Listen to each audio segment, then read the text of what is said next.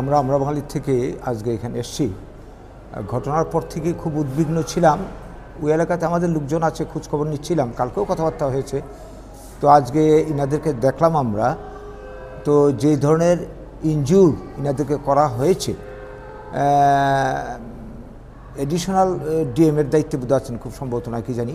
ইনি তো বললেন যে এটা আনএক্সপেক্টেড, ইনারা ডিউটি করে কোয়ার্টারে ফিরছিলেন বোধ খুব সম্ভবত, রাস্তায় ইনাদেরকে আটকে এই ধরনের ঘটনা ঘটায়। তো যেভাবে আঘাত করা হয়েছে, মারাও যেতে পারতেন।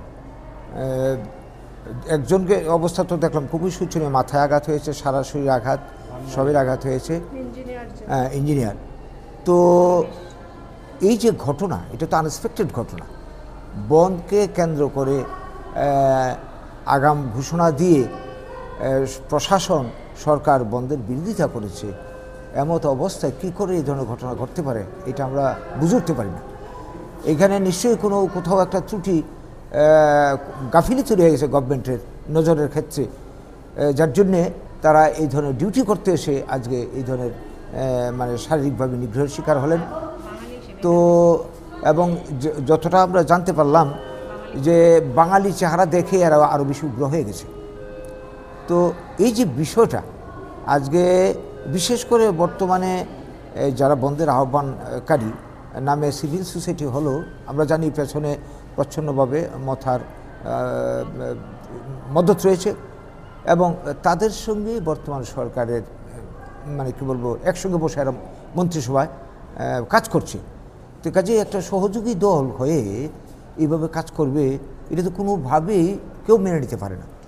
আমরা এই ধরনের ঘটনাকে নিন্দা জানাই, ধিক্কার জানাই এবং যারা আহত হয়েছে তাদের পুরা চিকিৎসা যাতে কমপ্লিট না হওয়া পর্যন্ত গভর্নমেন্ট পাশে থাকে অবশ্যই দেখবেন। আরেকজন কথা শুনলাম, চোখের খুব আঘাত হয়েছে। ইনারা তো গভর্নমেন্টের সার্ভিস করছেন, উনি সাধারণ ব্যবসায়ী। তো তার প্রতি যতটা খবর আমরা পেলাম, সেইভাবেই যত্ন না হওয়াতে তিনি হতাশ হয়ে হাসপাতাল ছেড়ে চলে গেছেন, অত বেসরকারি চিকিৎসাতে আছেন।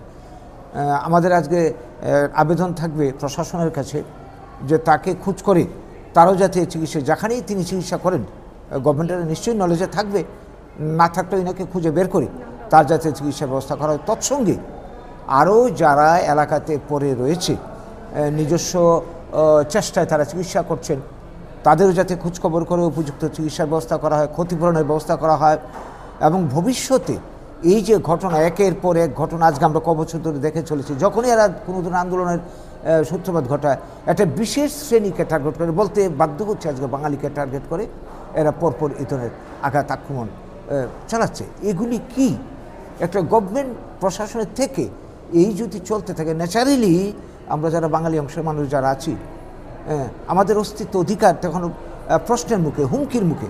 আমাদের বাঁচার জন্য আমাদের চিন্তা করতে হবে সবাইকে। আজকের দিনে দাঁড়িয়ে এটি বলতে চাইব, যা হওয়ার হয়ে গেছে, এইটাই যাতে শেষ হয়, আগামী দিনে যাতে এই ধরনের ঘটনার পুনরাবৃত্তি না হয় গভর্নমেন্ট দেখবে। এবং আমরা যারা পাবলিক যারা আছি, কোনো ধরনের উস্কানিতে ফাঁদে পা না দিয়ে আমরা শান্তি বজায় রাখার চেষ্টা করব। কিন্তু অস্তিত্ব বাঁচানোর, প্রাণ রক্ষার অধিকার তো সবারই রয়েছে। আগামী দিনে উপর্যুপুরি এই ধরনের ঘটনা ঘটলে যদি উল্টা রিয়াকশন হয়, এর দায় নিতে হবে গভর্নমেন্টকে, এর জন্য দায়ী পাবলিক হবে। এই কথাই বলবো।